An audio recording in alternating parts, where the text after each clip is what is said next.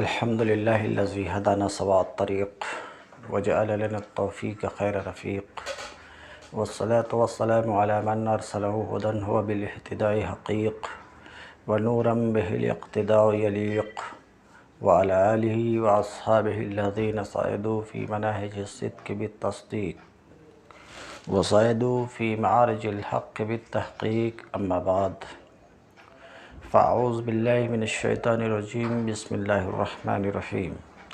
رب اشرح لي صدري ويسر لي أمري واحلل عقدة من لساني يفقهوا قولي. باب العلم انواریہ ایجوکیشنل سوسائٹی و جامعہ انواریہ حیدرآباد انڈیا کے زیر اہتمام شرح تہذیب کا درس بفضلہ تعالی قسطوار جاری ہے۔ آج کا درس فصل معرف الشیء ما یقال علیہ لافادۃ تصورہ ویشترط ان یکون مساویا لہ واجلا فلا یصح بالعام والاخص والمساوی معرفۃ وجہالۃ والاخفا۔ قولہ معرف الشیء، شارح کہتے ہیں کہ مصنف کا قول معرف الشیء بعد الفراغ عن بیان ما یترکب منہ المعرف شرع فی البحث عنہ۔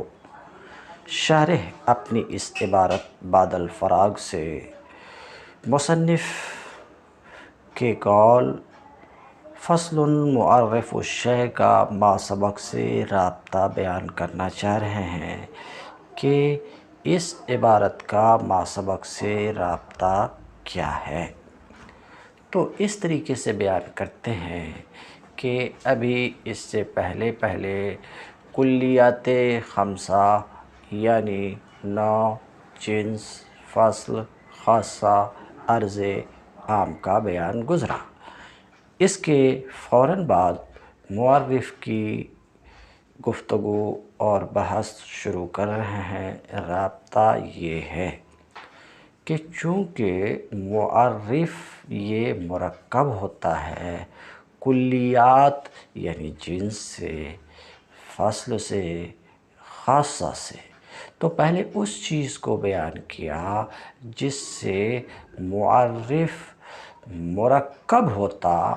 اس چیز کو بیان جب کر لیا اور اس چیز کے بیان سے فارغ ہوئے تو اب نفس معرف کو مصنف بیان کر رہے ہیں۔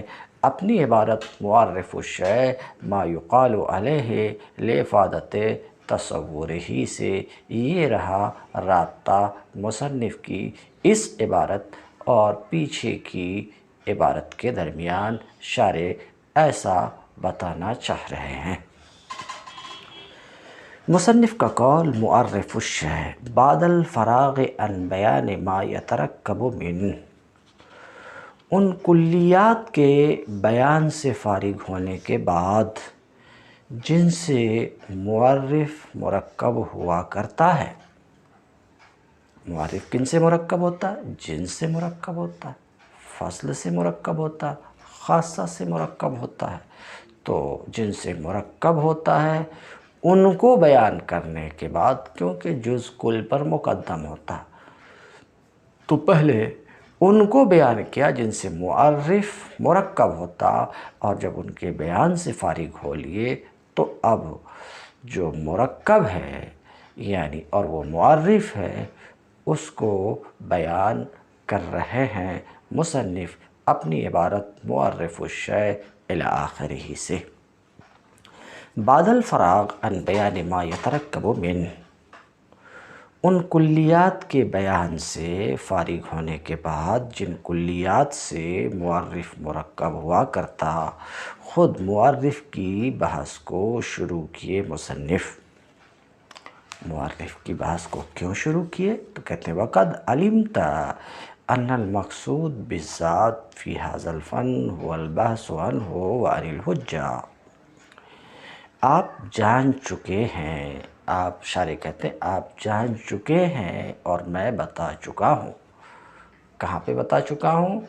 موضوع مصنف کے قول موضوع المعلوم التصوری و تصدیقی کے ذیل میں عزیز طلباء، شارح کہتے ہیں، میں نہیں کہہ رہا ہوں، عزیز طلباء مصنف کے اس قول کے ضمن میں بتا چکا ہوں کہ منطق سے مقصود معرف و حجت ہے، کیونکہ وہی منطق کا موضوع ہے۔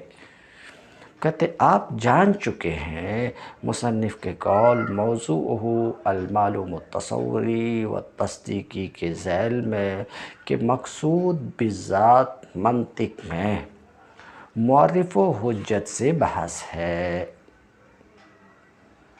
معرف و حجت سے بحث ہے۔ تو اب معرف کی بحث یہاں پہ شروع کیے مصنف اپنی عبارت معرف الشیء ما یقال علیہ الی آخرہ سے۔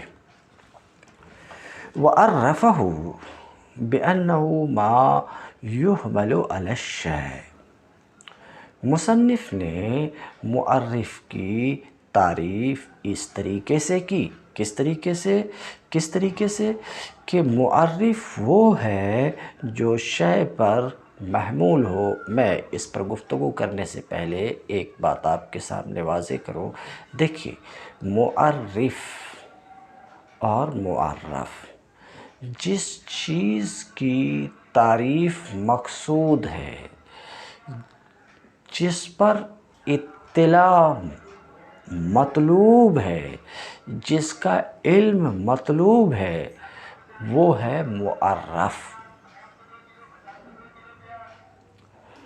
اور جو مطلع کرنے والی ہے، جو مجہول کو حاصل کرانے والی ہے، وہ معرف ہے۔ ابھی معرف کی تعریف آ رہی، تو دو چیز، ایک معرف اور ایک معرف۔ پہلے اس کو ایک مثال سے سمجھیے، مثلا الانسان حیوان ناطق، ہمارے اس قول میں انسان معرف ہے اور حیوان ناطق ہمارے اس قول میں انسان معرف ہے اور حیوان ناطق معرف ہے۔ حیوان ناطق کیا ہے؟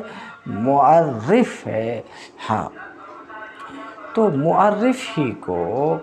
معرف ہی کا دوسرا نام قول شارح بھی ہے اور ایک تیسرا نام تعریف بھی ہے۔ تو ایک ہی چیز کے یہ تینوں اسما ہیں، معرف، قول شارح اور تعریف۔ اور جس چیز کی تعریف کی جائے وہ ہے معرف۔ تو الانسان حیوان ناطق میں انسان ہے معرف اور حیوان ناطق ہے معرف۔ اب آگے دیکھیے شارح کیا کہتے ہیں۔ وَعَرَّفَهُ بِأَنَّهُ مَا يُحْمَلُ عَلَى الشَّيْءِ، مصنف نے اس کی یعنی معرف کی تعریف اس طریقے سے کی کہ معرف وہ ہے شے کا معرف وہ ہے جو شے پر محمول ہو۔ تو الفاظ تو یہ نہیں تھے، بلکہ مصنف کے الفاظ معرف الشیء ما یقال علیہ، اور اس کی جگہ شاعر رکھ رہے ہیں ما یحمل علی الشیء، یحمل رکھ کر کے اشارہ کرنا چاہ رہے ہیں کہ یقال کا لفظ جو متن میں ہے، یقال کا لفظ وہ یحمل کے معنی میں ہے، یعنی مقول جو متن میں ہے وہ محمول کے معنی میں ہے، اس لیے کہ وہ اس کو علی کے ذریعے سے متعدی لایا گیا ہے یقال علیہ۔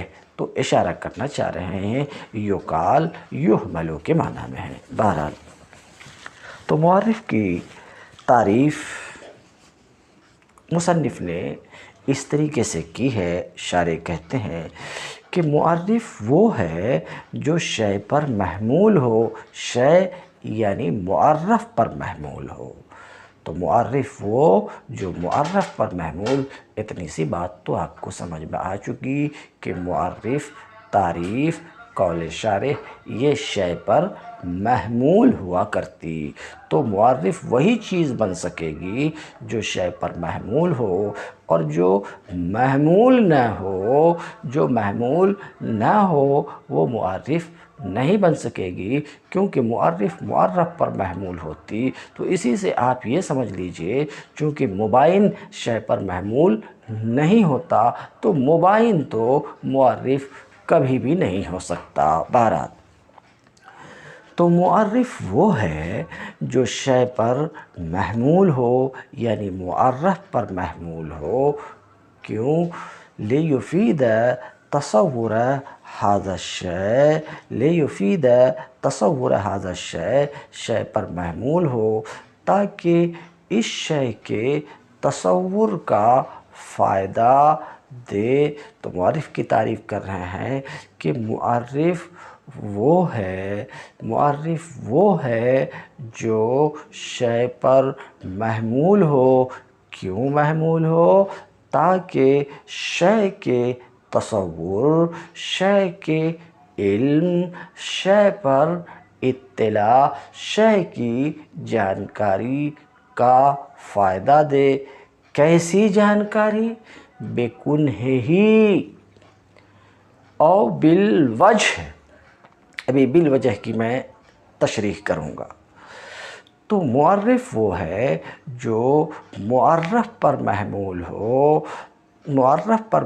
ہو اور وہ شے کے تصور بالکنہ کا فائدہ دے یا تصور بالوجہ کا فائدہ دے۔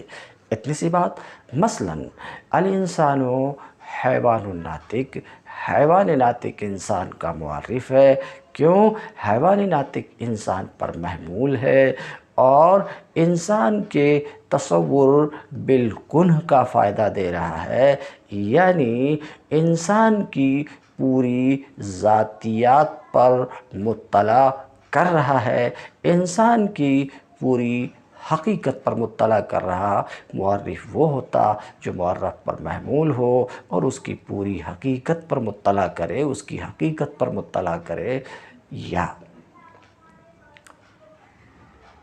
اس کو یعنی شے کو جو معرف ہے اس کو دوسری تمام چیزوں سے ممتاز کر دے۔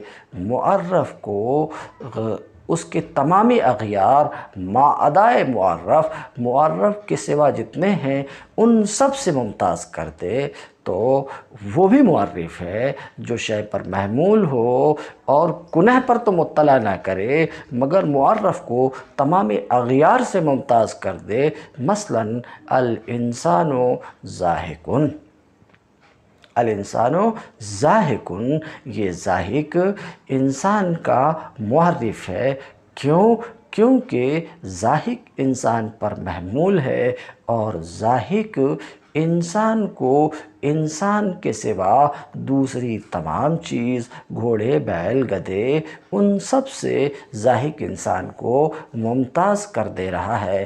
تو معرف وہ ہو سکتا ہے، معرف وہ ہوتا ہے جو شے پر محمول ہو اور شے کی کنہ پر مطلع کرے، شے کے کنہ کا افادہ کرے، شے کی حقیقت کا افادہ کرے، یا یہ کہ شے یعنی معرف کو دوسری تمام چیزوں سے ممتاز کر دے، وہ ہے معرف۔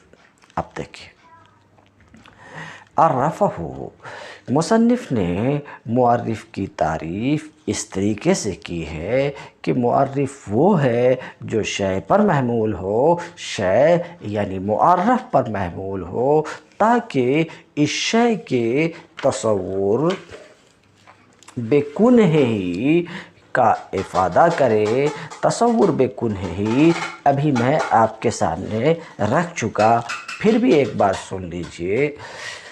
کنہ ضم کے ساتھ، کنہ ضم کے ساتھ لغت میں نام ہے جوہر شے کا، غایت شے کا۔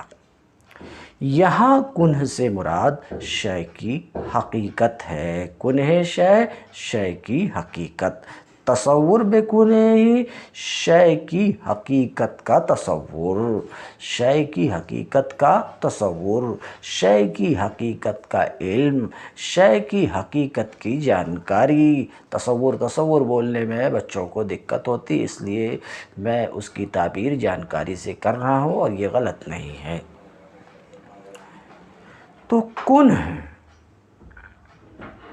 سے مراد یہاں پر شے کی حقیقت اور شے کی ذاتیات۔ ذاتیات اس سے پیچھے کے سبق میں بیان کر چکا ہوں، ذاتی کے جنس یہ ذاتی ہوتی ہے، فصل ذاتی ہوتی ہے، اور نوع بھی ایک معنی میں ذاتی ہوتی ہے۔ تو ذاتیات شے کے ذاتیات، شے کے اجزاء جو شے کی حقیقت میں داخل ہوں۔ بہرحال حقیقت شے، کن سے مراد شے کی حقیقت یعنی شے کے ذاتیات جن سے شے مرکب ہو، یہ کن ہے۔ مثلا حیوان ناطق انسان کی کن ہے، انسان کی حقیقت ہے۔ کیونکہ انسان ان سے مرکب ہے۔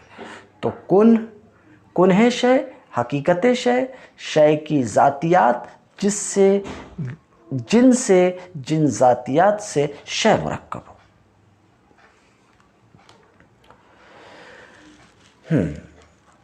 تو وہ تصور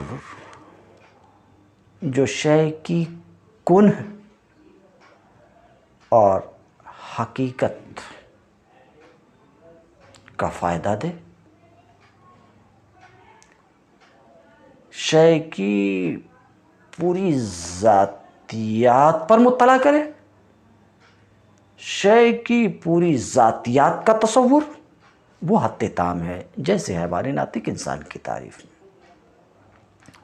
تو اس وقت مقصود بذات پوری ذاتیات پر اطلاع ہے، امتیاز مقصود نہیں۔ یہ الگ بات ہے کہ وہ اس کو مستلزم ہے، پوری ذاتیات پہ اطلاع امتیاز کو، یعنی جمیع ما ادائے معرف سے امتیاز کو مستلزم ہے، مگر مقصود حد تام میں پوری ذاتیات پر اطلاع یہ مقصود ہے۔ بہرحال تو تعریف کیے کہ معرف وہ ہے جو معرف پر محمول ہو، شے پر محمول ہو، تاکہ اس شے کے تصور بے کنہ میں سمجھا چکا، اے بے حقیقت ہی، اے بے ذاتیات التی رکب منہ الشے، یہ کن ہے۔ تو تصور بکن ہی کا فائدہ دے یا تصور بالوجہ کا فائدہ دے۔ تصور بالوجہ کا فائدہ دے مطلب شے کا تصور ایسے طریقے سے، شے کا تصور ایسے طریقے سے کہ وہ شے دوسری تمام چیزوں سے ممتاز ہو جائے، وہ شے دوسری تمام چیزوں سے ممتاز ہو جائے، یہ مراد ہے تصور بالوجہ سے۔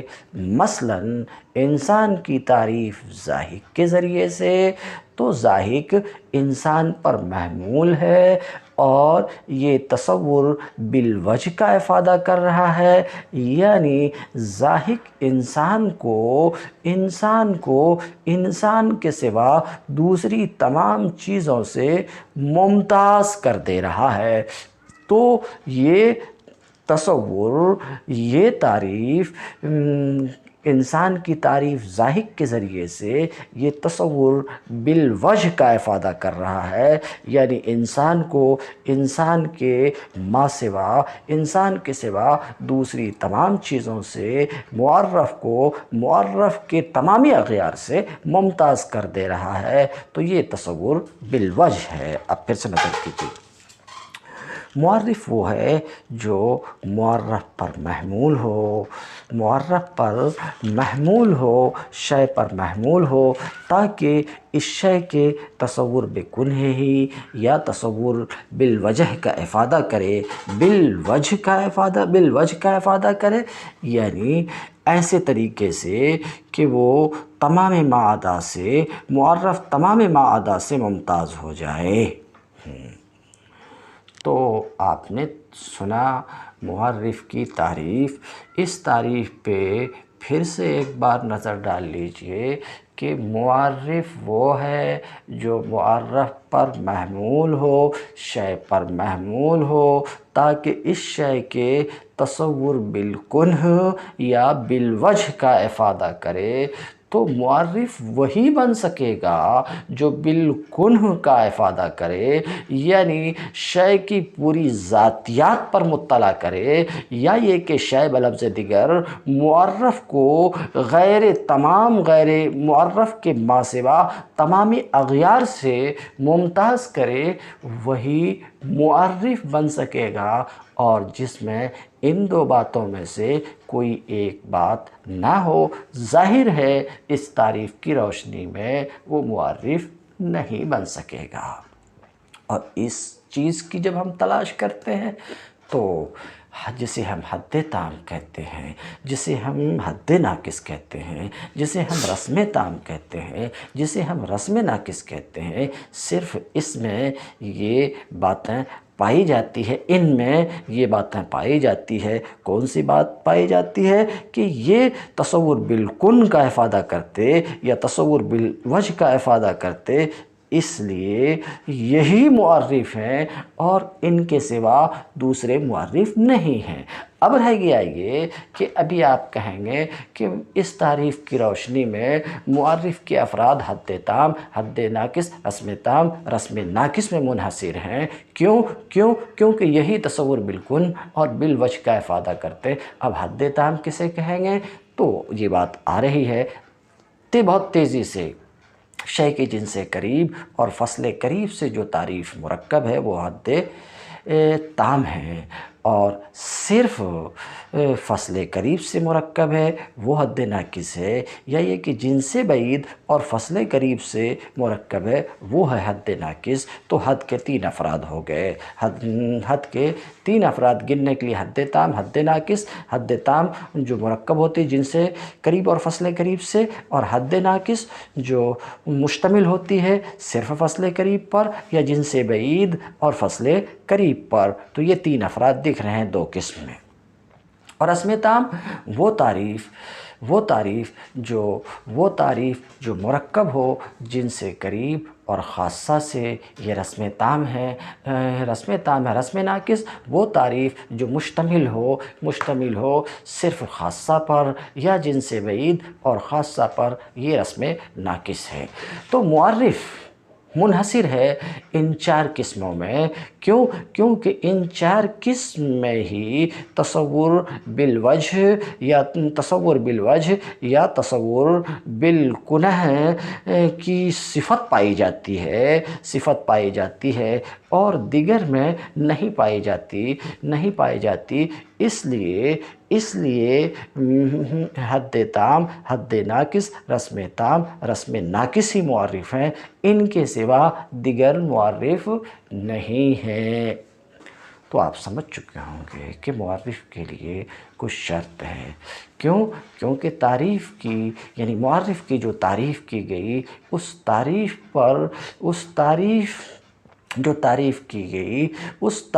پر جو کھری اترے گی وہی معرف بن سکے گی، اور وہ حد تام، حد ناقص، رسم تام، رسم ناقص ہے، اور اس پر جو کھری نہیں اترے گی ظاہر سی بات ہے وہ معرف اور تعریف نہ ہو سکے گی۔ لہٰذا فلاں سے تعریف صحیح ہے اور فلاں سے تعریف صحیح نہیں، کیونکہ فلاں میں تعریف کے شرائط، معرف کے شرائط پائے جا رہے ہیں، اس لیے وہ معرف ہے، اور فلاں میں معرف کے شرائط نہیں پائے جا رہے، اس لیے فلاں معرف نہیں ہے۔ اب نظر فرمائیے، لہٰذا لم یجوز ان یکون عاما مطلق، اسی وجہ سے جائز نہیں ہے کہ معرف عام مطلق ہو۔ کیوں معرف عام مطلق نہیں ہو سکتا؟ یعنی عام مطلق سے تعریف درست نہیں ہے، عام مطلق تعریف نہیں بن سکتی، معرف نہیں ہو سکتی۔ مثلا انسان کی تعریف میں کہیں الانسان و حیوان، یہ درست نہیں ہے۔ کیوں درست نہیں ہے؟ اس لیے کہ معرف وہی ہوگی جو تصور بالکن کا افادہ کرے یا بالوجہ کا افادہ کرے، اور جب آپ نے انسان کی تعریف میں صرف حیوان کہا تو یہ نہ تصور بالکن کا افادہ کر رہا نہ بالوجہ کا افادہ کر رہا۔ کیوں؟ انسان کی کنہ صرف حیوان نہیں ہے تو بالکن کا افادہ یہ نہیں کر رہا اور بالوجہ کا بھی افادہ نہیں کر رہا۔ کیوں؟ کیونکہ یہ انسان کو جو معرف ہے تمامی اغیار سے ممتاز نہیں کر رہا، مثلا گھوڑے سے ممتاز نہیں کر رہا، بیل سے ممتاز نہیں کر رہا، کیونکہ وہ بھی حیوان ہے۔ اس لیے جائز نہیں ہے کہ شے کی تعریف عام مطلق سے کی جائے، اس لیے عام مطلق معرف نہیں بن سکتی کہتے ہیں۔ اسی وجہ سے عام مطلق معرف نہیں بن سکتا، اس لیے کہ عام مطلق ان دو باتوں میں سے بیکن ہے ہی بالوجہ، دو باتوں میں سے کسی کا افادہ نہیں کرتا۔ جیسے حیوان انسان کی تعریف میں یہ جائز نہیں ہے، کیونکہ حیوان نہ انسان کی کنہ نہیں ہے، اس لیے کہ انسان کی حقیقت صرف حیوان نہیں ہے، حیوان ناطق ہے۔ نیز حیوان یہ انسان کے تمامی اغیار سے ممتاز بھی نہیں کرتا، اس لیے کہ بعض حیوان فرس ہے۔ وَكَذَا الْحَالُ فِي الْعَامِّ مِنْ وَجْهٍ، یہی حال عام من وجہ میں بھی ہے، یعنی جس طریقے سے تعریف عام مطلق سے جائز نہیں ہے، اسی طریقے سے عام من وجہ سے بھی جائز نہیں ہے۔ وجہ وہی ہے کیونکہ عام من وجہ نہ تصور بالکن کا افادہ کرتا اور نہ تصور بالوجہ کا افادہ کرتا۔ وَأَمَّا الْأَخَصُ، رہ گئی بات اخص کی کہ اخص سے تعریف جائز ہے کہ نہیں، تو کہتے ہیں حاصل یہ کہ اخص سے بھی تعریف جائز نہیں ہے۔ کیوں نہیں ہے؟ اما الاخص عنی مطلقاً، یعنی اخص سے مطلق سے بھی تعریف جائز نہیں ہے، تعریف جائز نہیں ہے کہتے اما الاخص المطلق، لیکن اخص سے مطلق فہو ہے، تو اخص سے مطلق اگرچہ جائز ہے کہ وہ عام کے تصور بالکن کا افادہ کرے یا تصور بالوجہ، یعنی ایسے تصور کا کہ اس سے عام اپنے اغیار سے ممتاز ہو جائے، اس کا افادہ کرے۔ جیسے کہ جب آپ نے انسان کا تصور کیا کہ حیوان ناطق ہے، انسان کا تصور کیا آپ نے کہ حیوان ناطق ہے، تو حیوان کا تصور آپ نے انسان کے ضمن میں دو طریقے، یعنی بالکن یا بالوجہ المذکور میں سے ایک طریقے سے آپ نے انسان کے ضمن میں حیوان کا بھی تصور کیا بالکن۔ یہ اس وقت جب کہ خاص متصور بالکن ہو اور عام اس کے لیے ذاتی ہو، تو خاص کا تصور بالکن عام کے تصور بالکن کو مستلزم ہے، اس لیے کہ عام میں ذاتی اگر بالکن حاصل نہیں ہوگا تو خاص بھی بالکن حاصل نہیں ہوگا۔ رہ گئی بالوجہ ہے، تو جب خاص مثال کے طور پہ انسان بالعرض العام متصور ہو، عرض عام کے ذریعے سے، جیسے ماشی کے ذریعے سے، تو عام کا بھی تصور ہوگا، یعنی حیوان کا بھی تصور ہوگا اس کے ضمن میں، کیونکہ ماشی حیوان کا خاصہ ہے جو حیوان کو تمامی اغیار سے ممتاز کرتا ہے۔ لیکن بات یہ تو ہے، لیکن جب یہ اخص عقل میں کہتے ہیں لیکن لما کان الاخص اقل وجوداً، مگر جب اخص نظر عقل میں از روئے وجود کے اقل ہے اور نظر عقل میں اخفا ہے، اقل کیوں ہے تو کہتے ہیں کہ عام کا حصول یہ اخص کے حصول کے لیے شرط ہے، بلفظ دیگر کہ خاص کا وجود عقل میں عام کے وجود کو مستلزم ہے، مگر عام کا وجود خاص کے وجود کو مستلزم نہیں ہے۔ تو کہتے ہیں اور معرف کی شان تو یہ ہے کہ وہ معرف سے عارف ہو، اسی وجہ سے شے کی تعریف اخص مطلق سے بھی جائز نہیں ہے۔ تو آپ نے سنا کہ شے کی تعریف عام میں مطلق سے بھی جائز نہیں ہے، اخص مطلق سے بھی جائز نہیں ہے، اور عام من وجہ سے بھی جائز نہیں ہے۔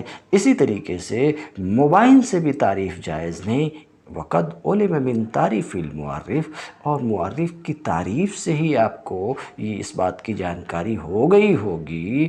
معرف کی تعریف کیا کی گئی کہ معرف وہ ہے جو معرف پر محمول ہو۔ اس تعریف سے ہی آپ کو جانکاری ہو گئی کہ تعریف کے لیے جائز نہیں ہے کہ مباین ہو، تعریف کے لیے جائز نہیں ہے کہ مباین ہو۔ معرف کے تعریف سے ہی اس بات کی جانکاری ہو چکی۔ کیسے جانکاری ہوئی؟ کیونکہ معرف کی تعریف کی گئی کہ معرف وہ ہے جو معرف پر محمول ہو، اور مباین محمول ہی نہیں ہوا کرتا،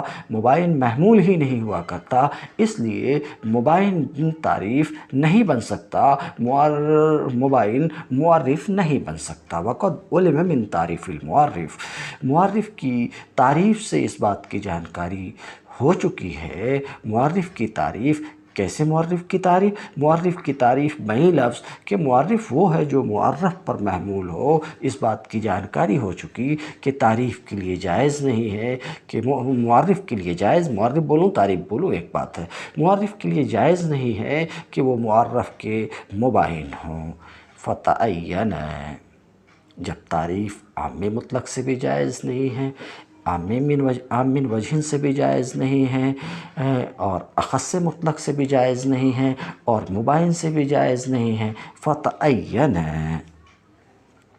تو یہ بات متعین ہو گئی کہ معرف کے مساوی ہو صدق میں، معرف کے مساوی ہو صدق میں۔ تو یہ بات متعین ہو گئی کہ معرف کے مساوی ہو صدق میں۔ ثم ينبغي ان يكون اعرف من المعرف فی نظر العقل، پھر ضروری ہے کہ معرف سے معروف تر ہو نظر عقل میں۔ کیوں؟ اس لیے کہ معرف وہ معلوم ہے جو تصور مجہول یعنی معرف تک موصل ہے، اس لیے ضروری ہے کہ یہ معروف تر ہو اس سے۔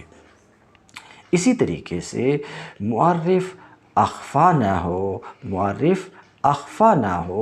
اخفا سے مراد یہ ہے کہ اس کا مرتبہ عقل کے نزدیک معرف کے مرتبہ کے بعد نہ ہو، کہتے ہیں اخفا نہ ہو، اور نہ ہی اس کے مساوی ہو، اور نہ ہی معرف کے مساوی ہو۔ کس چیز میں؟ خفا اور ظہور میں مساوات یہ ہے کہ ایک کا علم دوسرے کے علم کے ساتھ، ایک کا جہل دوسرے کے جہل کے ساتھ ہو، جیسے کہ احد المتضائفین کی تعریف آخر سے، مثلا یوں کہا جائے کہ اب من لہو ابن، یا یوں کہا جائے والابن من لہو اب، جیسے کہ یوں حرکت کی تعریف کی جائے کہ ما لیس بسکون، کیونکہ یہ علم و جہل کے ایک درجے میں ہے۔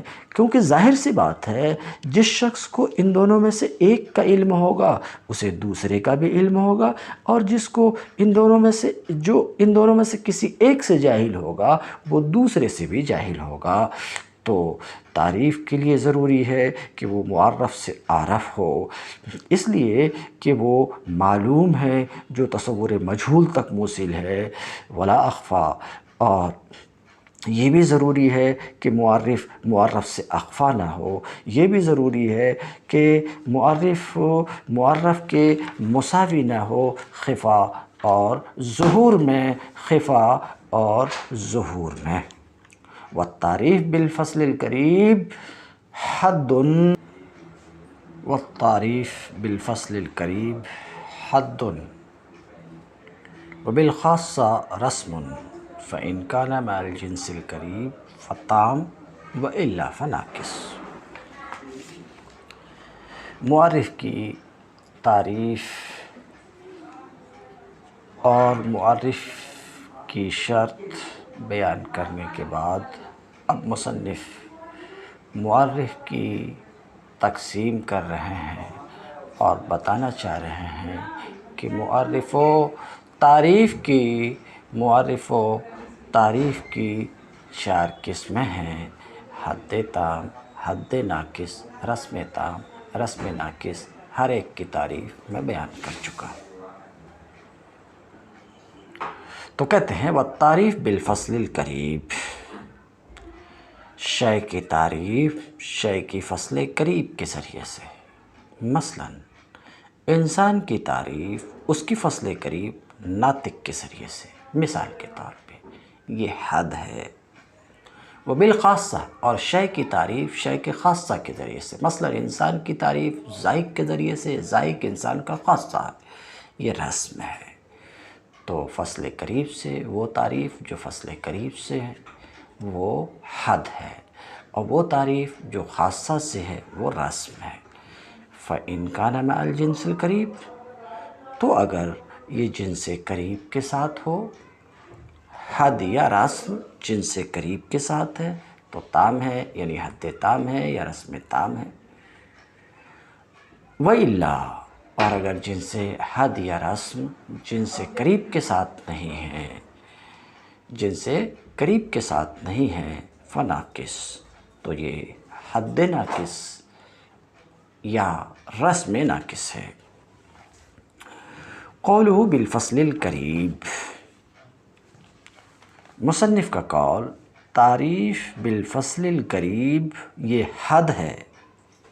شارح کہتے ہیں التعریف لا بد له ان يشتمل على امر، تعریف کے لیے ضروری ہے کہ تعریف ایسی چیز پر مشتمل ہو، تعریف کے لیے ضروری ہے کہ تعریف ایسی چیز پر مشتمل ہو جو چیز شے یعنی معرف کے ساتھ خاص ہو اور معرف کے مساوی ہو۔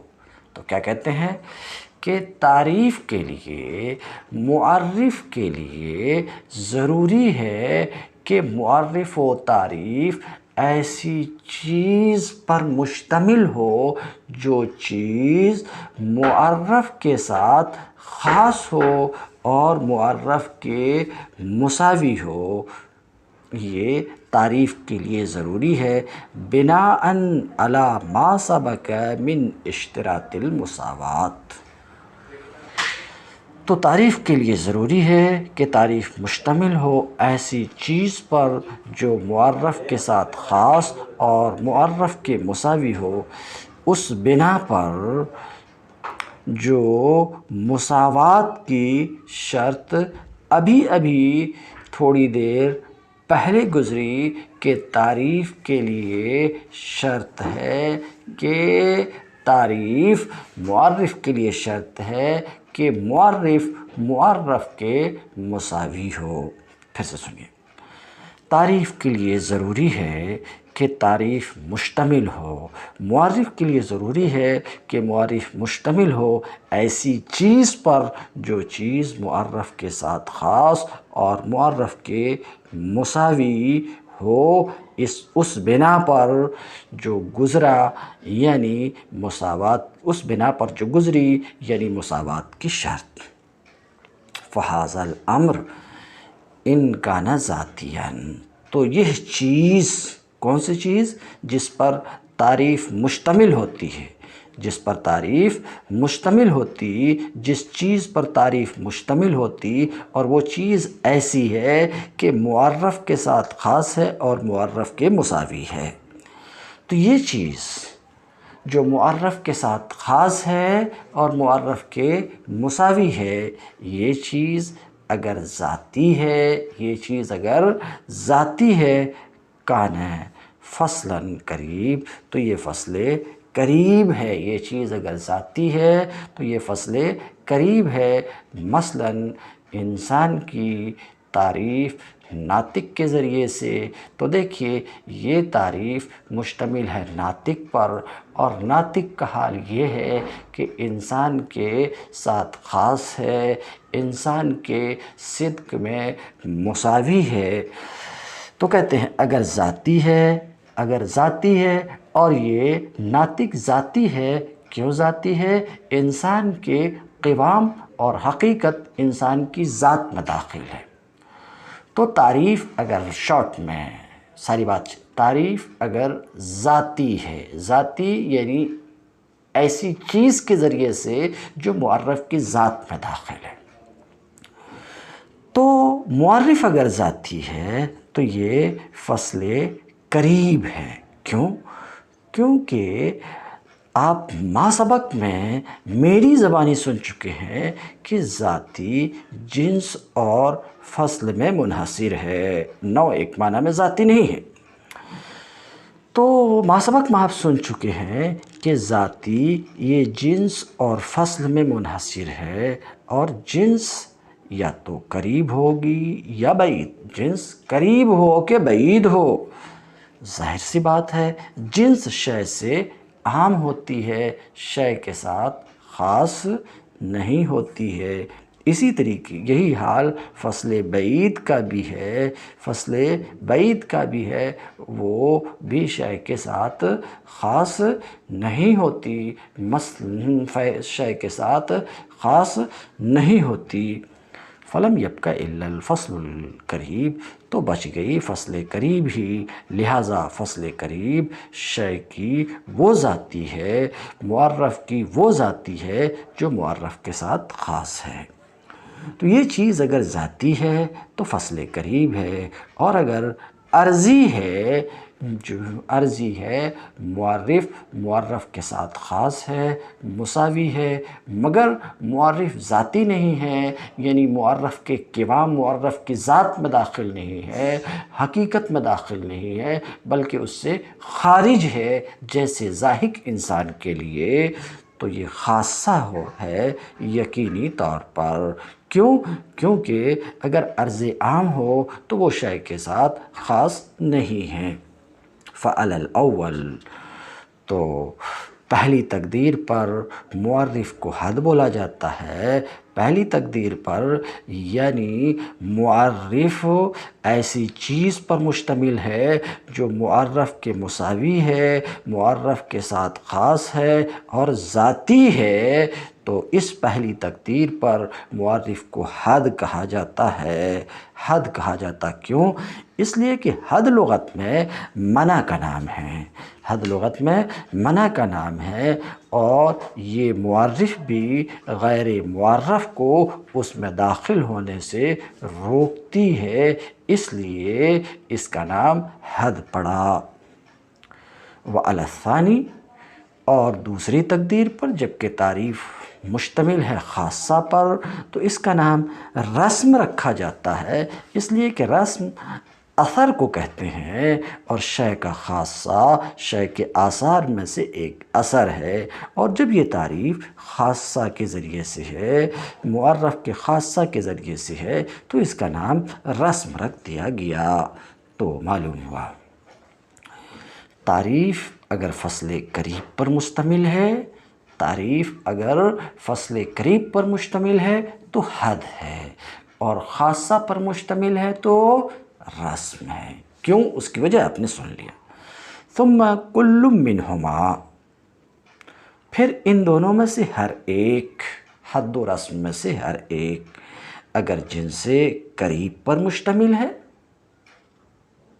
جن سے حد و رسم میں سے ہر ایک اگر جن سے قریب پر مشتمل ہے، یعنی تعریف فصل کے ذریعے سے ہے اور جن سے قریب کے ذریعے سے ہے، سمجھ رہے ہیں، یا تعریف خاصہ کے ذریعے سے ہے اور جن سے قریب کے ذریعے سے ہے، تو اول حد تام ہے اور دوم رسم تام ہے۔ پھر ان دونوں میں سے ہر ایک اگر جن سے قریب پر مشتمل ہے تو ہر ایک کا نام حد تام اور رسم تام رکھا جاتا ہے۔ اور اگر جیسے انسان کی تعریف حیوان ناطق کے ذریعے سے حد تام ہے اور انسان کی تعریف حیوان ذاہق کے ذریعے سے رسم تام ہے، اور اگر جن سے قریب پر مشتمل نہ ہو تعریف، اگر تعریف جن سے قریب پر مشتمل نہ ہو، چاہے جن سے بعید پر مشتمل ہو، چاہے جن سے بعید پر مشتمل ہو، یا یہ کہ یہاں صرف فصل قریب ہو یا صرف خاصہ ہو، تو اس کا نام حد ناقص اور رسم ناقص رکھا جاتا ہے۔ پہلے کی بات کیا تھی؟ تعریف اگر فصل پر مشتمل ہے، فصل قریب پر مشتمل ہے تو حد ہے، خاصہ پر مشتمل ہے تو رسم ہے۔ اگر ان کے ساتھ جن سے قریب لگی ہوئی ہے، یعنی تعریف مشتمل ہے جن سے قریب اور فصل قریب پر تو حد تام، جن سے قریب اور خاصہ پر تو رسم تام، اور اگر جن سے قریب پر مشتمل نہ ہو بلکہ تعریف مشتمل ہے جن سے بعید پر اور جن سے بعید پر اور فصل قریب پر، یا جن سے بعید اور خاصہ پر، یا یہ کہ صرف فصل قریب یا صرف خاصہ پہ، تو یہ حد ناقص اور رسم ناقص ہے۔ تو حد ناقص میں کون کون داخل ہوئے؟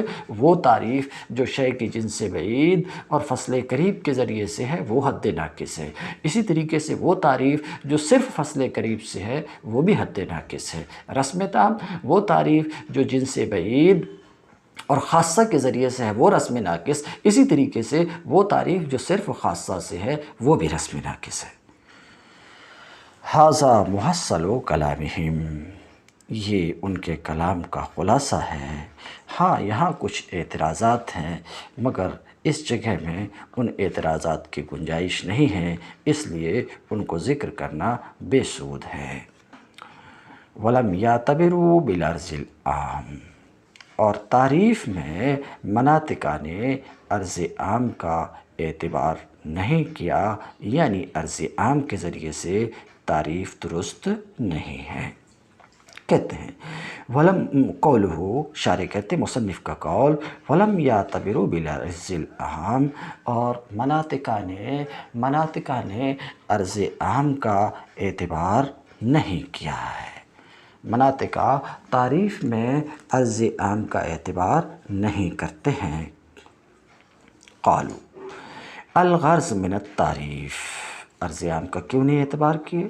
تو کہتے ہیں، مناطقہ کہتے ہیں کہ دیکھو تعریف سے غرض دو چیزوں میں سے ایک ہے، تصور بکنہ یا تصور بالوجہ، اور تعریف بالعرض العام میں یہ دونوں باتیں منتفی ہیں، تو عرض عام سے تعریف عبث ہے، بیکار ہے۔ قالوا، مناطقہ کہتے ہیں کہ تعریف سے غرض یا تو معرف کی کنہ پر اطلاع یا معرف کا جمیع اغیار سے امتیاز، اور عرض عام ان دو باتوں میں سے کسی کا بھی فائدہ نہیں دیتا ہے۔ اسی وجہ سے مقام تعریف میں مناطقہ نے عرض عام کا اعتبار نہیں کیا۔ آپ سمجھ گئے ہوں گے، تعریف عرض عام سے جائز نہیں ہے، مناطقہ عرض عام کا تعریف میں اعتبار نہیں کرتے، کیونکہ تعریف سے مقصد، تعریف سے غرض ہے پوری ذاتیات پر اطلاع، یا یہ کہ معرف کا جمیع ما عدا سے امتیاز، اور عرض عام ان دونوں باتوں میں سے کسی کا افادہ نہیں کرتا۔ اس وجہ سے عرض عام سے تعریف کو مناطقہ جائز قرار نہیں دیتے ہیں۔ والظاہر، ان غرضہم، مناطقہ جو یہ کہتے ہیں کہ عرض عام سے تعریف جائز نہیں ہے، اس لیے کہ تعریف سے جو غرض ہے، اس غرض جو تعریف سے غرض ہے، اس غرض کا حصول عرض عام کے ذریعے سے نہیں ہوتا، اس لیے عرض عام سے تعریف جائز نہیں۔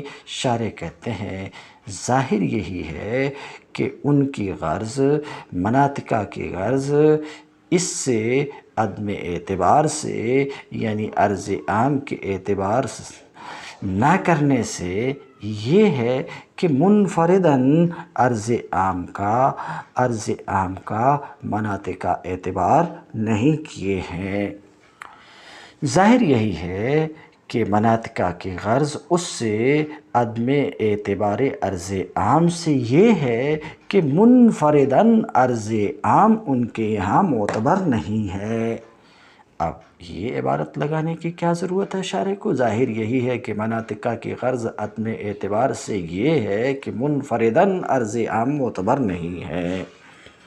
یہ ایک اعتراض کا دفعہ ہے جو مصنف کے قول پر وارد ہوتا ہے، وہ یہ ہے کہ مناطقہ نے کچھ ایسے امور سے تعریف کو جائز قرار دیا ہے جن میں سے ہر ایک معرف کے لیے عرض عام ہے، لیکن ان کا مجموعہ ان کے ساتھ خاص ہو جاتا۔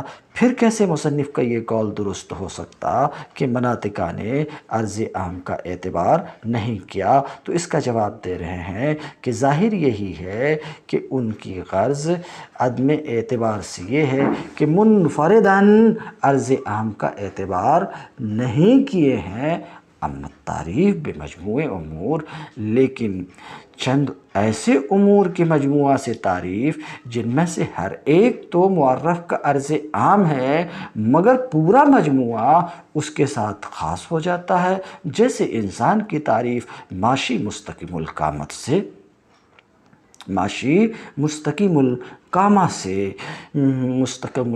سے اور خفاش کی تعریف طائر ولود سے، تو یہ تعریف خاصہ مرکبہ کے ذریعے سے ہو گئی، یہ تو ان کے یہاں معتبر ہے، جس کی بعض متاخرین نے تصریح کی ہے۔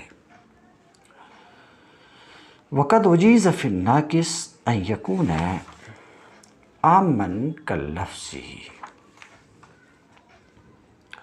قَوْلُهُ وَقَدْ أُجِيزَ فِي النَّاقِصِ إِلَى آخِرِهِ۔ مصنف کا قول تعریف ناقص میں جائز بتایا گیا ہے، تعریف ناقص میں جائز قرار دیا گیا ہے کہ تعریف معرف عام ہو۔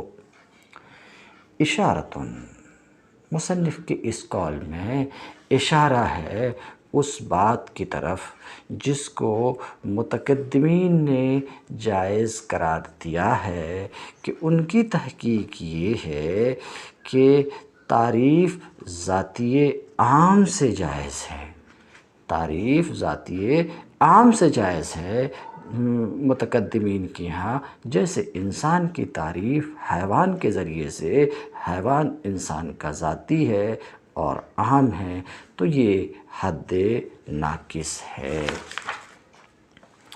یا عرض عام کے ذریعے سے، جیسے انسان کی تعریف ماشی کے ذریعے سے، ماشی انسان کا عرض عام ہے، تو یہ تعریف بھی رسم ناقص ہے۔ بل جوز التعریف بالعرض الاخص، بلکہ متقدمین نے تو تعریف کو عرض اخص سے بھی جائز قرار دیا ہے، جیسے حیوان کی تعریف ضاحک کے ذریعے سے، لیکن مصنف نے ان اقوال کو شمار میں نہیں لایا ہے، خاطر میں نہیں لایا ہے، ان کے اس قول کی وجہ سے کہ یہ تعریف بالاخفا ہے، اور تعریف بالاخفا بالکل جائز نہیں ہے، جس کی تصریح پیچھے گزر چکی۔ وقد اجیز فی الناقص، اور تعریف ناقص میں جائز قرار دیا گیا ہے کہ تعریف و معرف عام ہو، کل لفظی جس طریقے سے کہ تعریف لفظی میں تعریف کا عام ہونا جائز ہے، کما اجیز فی التعریف اللفظی جس طریقے سے کہ تعریف لفظی میں جائز قرار دیا گیا ہے کہ تعریف عام ہو، جیسے کہ عرب کا قول السعدانۃ نبات، تو نبات تعریف ہے، سعدانہ معرف ہے، یہاں تعریف معرف سے عام ہے، یہ تعریف لفظی ہے۔ تو جس طریقے سے تعریف لفظی میں جائز ہے کہ تعریف معرف سے عام ہو، ایسے ہی تعریف میں بھی، اس تعریف معنوی میں بھی جائز ہے کہ تعریف و معرف سے عام ہو۔ وَمَا يُقْصَدُ بِهِ تفسیر مدلول اللفظ، تعریف لفظی وہ تعریف ہوتی ہے جس سے لفظ کے مدلول کی تفسیر مقصود ہوتی ہے، یعنی معنی کے درمیان میں سے لفظ کے معنی مخزونہ کے درمیان میں سے لفظ کے مسمى کی خاطر میں صرف تعین ہوتی ہے۔ تعریف لفظی میں معلوم سے مجہول کی تحصیل نہیں ہوا کرتی، جس طریقے سے کہ تعریف حقیقی میں معلوم سے مجہول کی تحصیل ہوتی ہے۔ فافہم، تو اسے آپ سمجھ لیں اچھی طریقے سے۔ تم الدرس اليوم، وآخر دعوانا ان الحمد للہ رب العالمین۔